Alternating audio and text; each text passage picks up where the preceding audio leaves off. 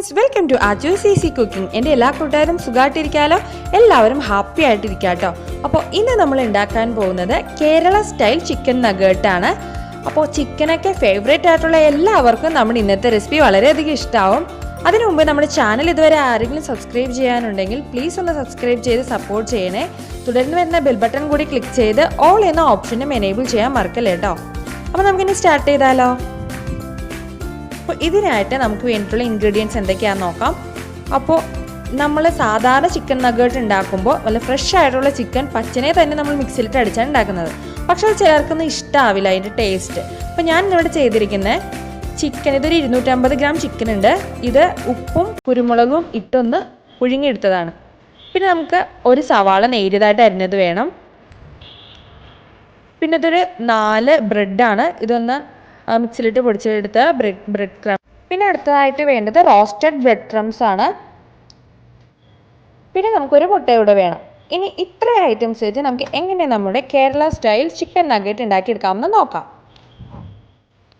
അപ്പോൾ അതിനായിട്ട് ആദ്യം തന്നെ ഒരു മിക്സിയുടെ ജാറിലേക്ക് നമ്മൾ ഉപ്പും കുരുമുളകും ഇട്ട് പുഴുങ്ങി വെച്ചിരിക്കുന്ന നമ്മുടെ ചിക്കൻ ഇട്ട് കൊടുക്കാം.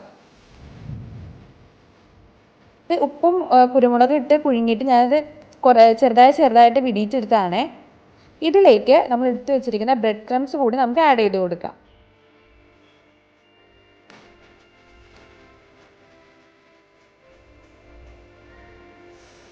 അത് ഫുള്ള് നമുക്ക് മിക്സിയുടെ ജാറിലേക്ക് ആഡ് ചെയ്ത് കൊടുക്കാം. ഇനി നമുക്ക് വേണ്ടത് നമ്മൾ ചെറുതായിട്ട് അരിഞ്ഞ് വെച്ചിരിക്കുന്ന സവാളയാണ്. അതുകൂടി നമുക്ക് ഇതിലേക്ക് ആഡ് ചെയ്ത് കൊടുക്കാം. അടുത്തതായിട്ട് 1 ടേബിൾ സ്പൂൺ ജിഞ്ചർ ഗാർലിക് പേസ്റ്റും പിന്നെ 1/4 ടീസ്പൂൺ ഉപ്പും 1/4 ടീസ്പൂൺ കുരുമുളകും 1 ടേബിൾ സ്പൂൺ സൺഫ്ലവർ ഓയിലും കൂടി ഒഴിച്ച ശേഷം നമുക്കിത് മിക്സിയിലിട്ട് നന്നായിട്ടൊന്ന് അടിച്ചെടുത്തേച്ചും വരാം.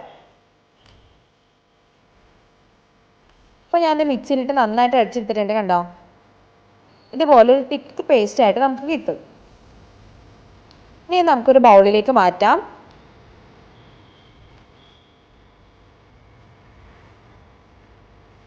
ഈ ഒരു പരുവം ഇങ്ങനെ പിടിക്കുമ്പോൾ നമുക്ക് കിട്ടണം, കണ്ടോ. ഇങ്ങനെ പിടിച്ചു പോകണം. അപ്പോൾ അതെ ഇതുപോലെ നമുക്ക് പിടിച്ചാൽ കിട്ടുന്ന പരുവത്തിൽ വേണം അടിച്ചെടുക്കാനായിട്ട് കേട്ടോ. ഇനി നമുക്ക് ഇതൊരു ഷേപ്പിലാക്കി എടുക്കണം. അപ്പോൾ അതിന് വേണ്ടിയിട്ട് ഞാനിവിടെ ഏത് ടെക്നിക്കാണ് യൂസ് ചെയ്യുന്നത് ഞാൻ പറഞ്ഞുതരാം. ഞാനൊരു വാഴയില എടുത്തിട്ടുണ്ട്. ആ വാഴയിലയിൽ ഞാൻ കുറച്ച് എണ്ണ തടവിയിട്ടുണ്ട് കേട്ടോ.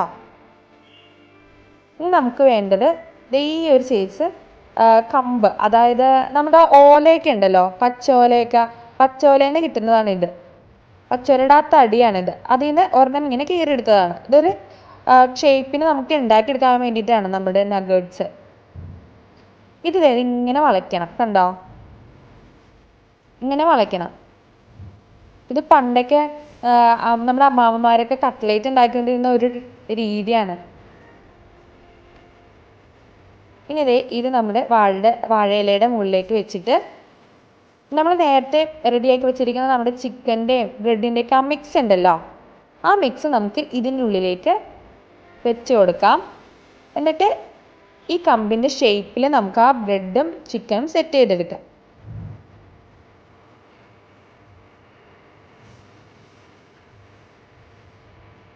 ഇതിപ്പോൾ റെഡിയാക്കുമ്പോൾ നിങ്ങൾക്ക് മനസ്സിലാവില്ല ഇത് എന്താ ചെയ്യുന്നതെന്ന്. പക്ഷേ ഇതിന് ഫൈനലായിട്ടുള്ള ഒരു ഷേപ്പ് കാണുമ്പോഴത്തേനും ഇഷ്ടമാവും. കുട്ടികൾക്കും അത് വളരെ ഇഷ്ടമാവും അങ്ങനെ കാണുമ്പോഴത്തേനും.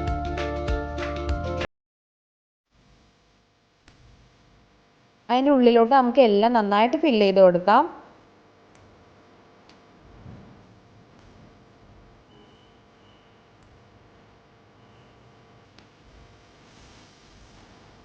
സൈഡെല്ലാം ഒതുക്കി നമുക്ക് കറക്റ്റ് ആ ഒരു ഷേപ്പിലോട്ട് ആക്കിയെടുക്കണം കേട്ടോ.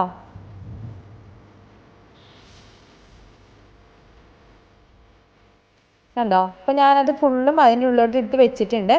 ഇനി എന്താ ചെയ്യേണ്ടതെന്ന് ചോദിച്ചാൽ പതിയെ നമുക്ക് ആ തുമ്പിൽ നിന്ന് ഇങ്ങനെ വിരിയിച്ചെടുക്കണം, കണ്ടോ. ഇതെടുത്ത് മാറ്റുമ്പോഴത്തേനും അതിൻ്റെ കറക്റ്റ് ഷേപ്പ് നമുക്കായി കിട്ടും. ഇനി നമുക്ക് ബാക്കിയുള്ളത് കൂടി അങ്ങനെ റെഡിയാക്കി എടുക്കാം. ഇപ്പോൾ ഞാൻ എല്ലാം റെഡിയാക്കി എടുത്തിട്ടുണ്ട്, കണ്ടോ. ഇത്രയേ ഉള്ളൂ. ഇനി നമുക്കൊരു മുട്ട പൊട്ടിച്ചൊഴിക്കാം. എന്നിട്ട് അത് നന്നായിട്ടൊന്ന് അടിച്ചെടുക്കാം. അപ്പോൾ ഇത് മുട്ടയെല്ലാം റെഡി ആക്കിയിട്ടുണ്ട്. പിന്നെ നമ്മുടെ നേരത്തെ റെഡിയാക്കി വെച്ചിരിക്കുന്ന റോസ്റ്റഡ് ബ്രെഡ് ക്രംസ്. ഇനി നമുക്കിത് ഒരെണ്ണം ഇങ്ങനെ എടുത്തിട്ട് ആദ്യം നമ്മുടെ മുട്ടയിലൊന്ന് മുക്കി, കണ്ടോ, അപ്പോൾ അതിൽ മുക്കി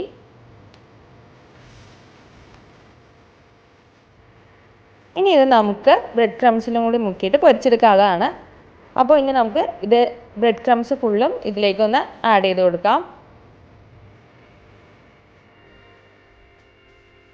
എല്ലായിടത്തോട്ടും ആക്കി കൊടുക്കാം കേട്ടോ. അപ്പോൾ എല്ലാ വശത്തോട്ടും ബ്രെഡ് ക്രംസ് ആയി വരുമ്പോഴത്തേനും നമുക്കത് മാറ്റി വെക്കാം. ഇനി ഇതുപോലെ തന്നെ ബാക്കിയെല്ലാം റെഡിയാക്കി എടുക്കാം. അപ്പോൾ എല്ലാം സെറ്റായിട്ടുണ്ട്. ഇനി നമുക്കിത് ഫ്രൈ ചെയ്തെടുത്താൽ മതി. ഇനി ഓയിൽ ചൂടായി വരുമ്പോഴത്തേനും നമ്മൾ നേരത്തെ റെഡിയാക്കി വെച്ചിരിക്കുന്ന നമ്മുടെ ഓരോ ചിക്കൻ നഗറ്റ്സ് നമുക്ക് ഇട്ട് കൊടുക്കാം. ഓരോന്നോരോന്നായിട്ട് നമുക്ക് ഇട്ട് കൊടുക്കാം.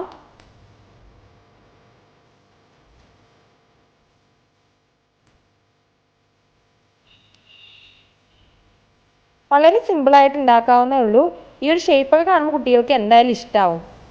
ഇനി ഒരു സൈഡ് റെഡി ആയി കഴിയുമ്പോൾ അപ്പുറത്തെ സൈഡും കൂടി നമുക്ക് എടുത്തിട്ട് മൊരിക്കാം. അപ്പോൾ നമ്മുടെ ചിക്കൻ നഗറ്റ്സ് റെഡി ആയി കഴിഞ്ഞു.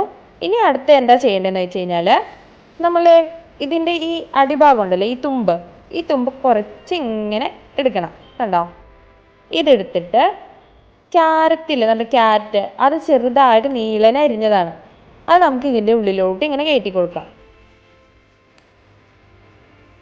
അപ്പം അതിങ്ങനെ തള്ളിയാൽ അതിൻ്റെ ഉള്ളിലോട്ട് കയറി പൊക്കോളൂ കേട്ടോ. കണ്ടോ, ഇപ്പം അത് കാണാനായിട്ട് ഒരു കോഴിക്കാല് പോലില്ലേ. അപ്പോൾ ഇങ്ങനെയൊക്കെ വെച്ച് കൊടുക്കുമ്പോൾ കുട്ടികൾക്ക് എന്തായാലും ഇഷ്ടമാവും. അപ്പോൾ എല്ലാവർക്കും വീഡിയോ ഇഷ്ടമായെന്ന് കരുതുന്നു. എല്ലാവരും ട്രൈ ചെയ്ത് നോക്കണേ. അപ്പോൾ വീഡിയോ ഇഷ്ടമായെങ്കിൽ ലൈക്ക് ചെയ്യാനും ഷെയർ ചെയ്യാനും കമൻറ്റ് ചെയ്യാനും മറക്കല്ല കേട്ടോ. സബ്സ്ക്രൈബ് ചെയ്യാത്ത കൂട്ടുകാരുണ്ടെങ്കിൽ പ്ലീസ് ഒന്ന് സബ്സ്ക്രൈബ് കൂടി ചെയ്യണേ. അപ്പോൾ ഇനി അടുത്ത വീഡിയോയിൽ കാണും വരേക്കും ബൈ.